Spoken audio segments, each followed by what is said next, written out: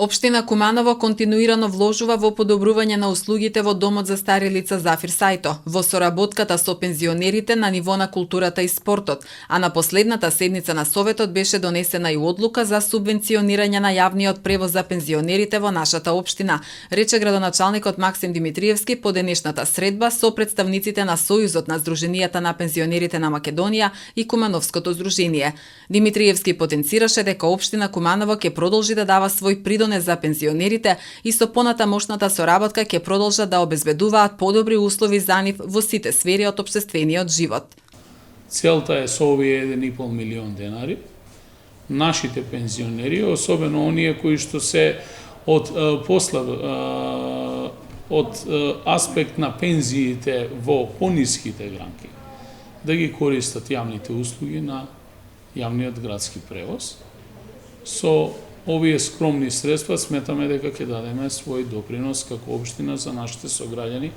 кои што имаат направено многу за нашата општина, а кои што се денеска во ова трето доба, еден ден ќе бидеме сите ние секако таму со нив. Чест беше да се разговара. Отворивме и други потенцијални теми за можна идна соработка. Нашите амбиции се еднички и се големи. Можеби во иднина ќе успееме да дојдеме и до една локација за градба на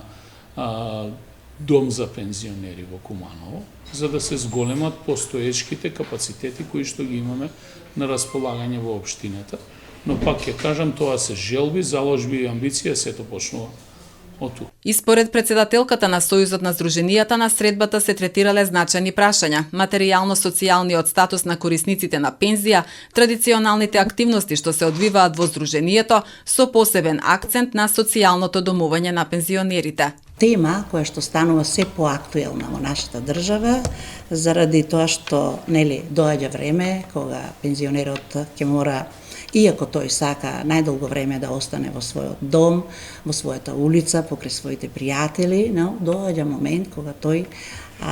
мора да биде сместен и во соодветна институција. Оваа соработка со општината треба да биде пример за сите други општини и да бидат среќни пензионерите да имат таков градоначалник. Јас се надевам дека во наредниот период од темите кои што беа фатени, меѓу особено формите и облиците на социјално домување на пензионерите, кои што излегуваат на површина заради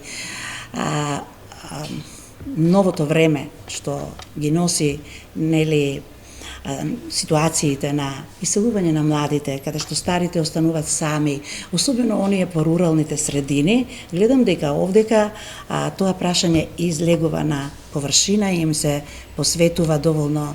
внимание. Се надевам дека тука ќе се фокусираат во иднина повеќе, се фокусира во иднина со својата амбиција градоначалник на општината и нашето здружение на пензионери, а исто така со својата острина, да кажам, се наметнува и прашањето за гериатриско сместување на пензионерите, кога ќе дојдат во она фаза да не можат да бидат сместени ниту во старски дом, ниту во пензионерски дом, туку ќе им биде потребна она посебна нега со која што се соочуваат сите семејства. Во Сдруженијето на пензионери Куманово, кое што успешно обстојува веќе 75 години, членуваат околу 14.000 корисници на пензија од Куманово, Липково и Старо Нагоричане.